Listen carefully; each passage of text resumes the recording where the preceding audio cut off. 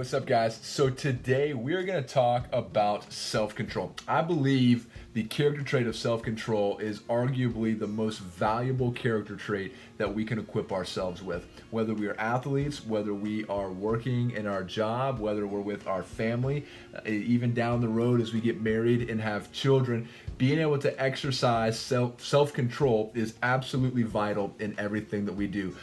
Basically, the definition of self-control is just having control and restraint over our emotions, our desires, our impulses, and things like that. Quick story to kind of exemplify this is there was, back in the day, a super famous athlete by the name of Magic Johnson. He was an LA Lakers basketball player, and at the height of his career, he was on billboards, he was on commercials, he was a big deal.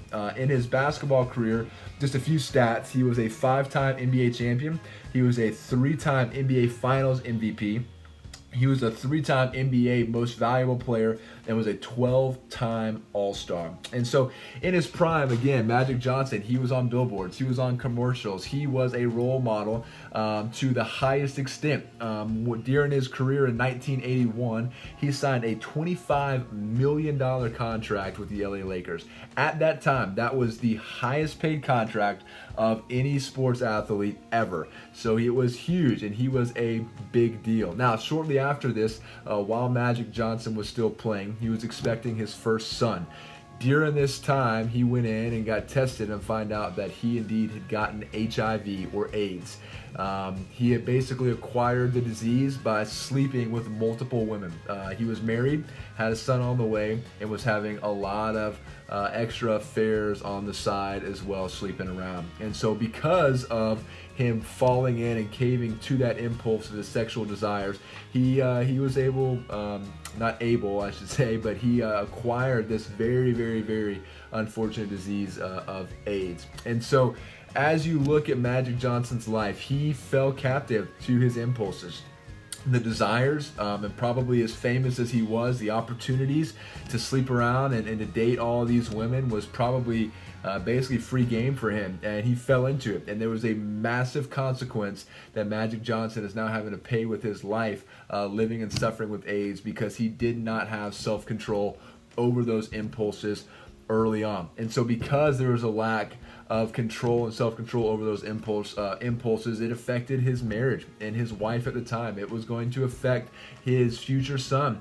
It absolutely affected even the way that he was viewed in the eyes of the public and being able to actually play basketball. I remember, there being stories of guys being afraid to even play against him because they didn't know if he got a cut or scratch or something. I mean, didn't want to touch him, bump up against him. I mean, they didn't know the extent of the disease because it was so new at that time. And so his world was drastically changed overnight simply because he did not exercise any kind of self-control whatsoever in that area. And so what does it mean for us to have self-control? Well, it means to have self-control over ourselves, to control our emotions and desires so that they don't control us. So in an essence, basically self-control is not allowing our impulses, our emotions, our desires, the things that we just want to control us. We have to take control over our thoughts, over our desires, over these things that can just control us as men and women.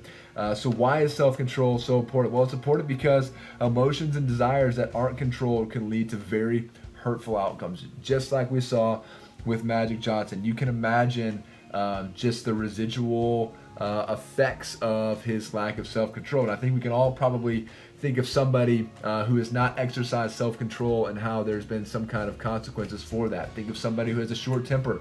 If you come against them and you do something that frustrates them, and just thinking, bam, how they can just blow up and pop off at an instant. And so does self-control matter in our sports and athletics? Absolutely. I think we could all think of a teammate or a time, or even maybe it was ourselves, when a decision didn't go the way we wanted to, or a call didn't go our way, something happened in a game that wasn't as we would want it. It's so easy to just come off the rails and get frustrated and mad and yell at a referee or an umpire or a coach or another teammate. And so if we do not control our emotions and our things in life and on the field, there can be massive consequences. You can get thrown out of a game. You can get suspended. You could lose your job.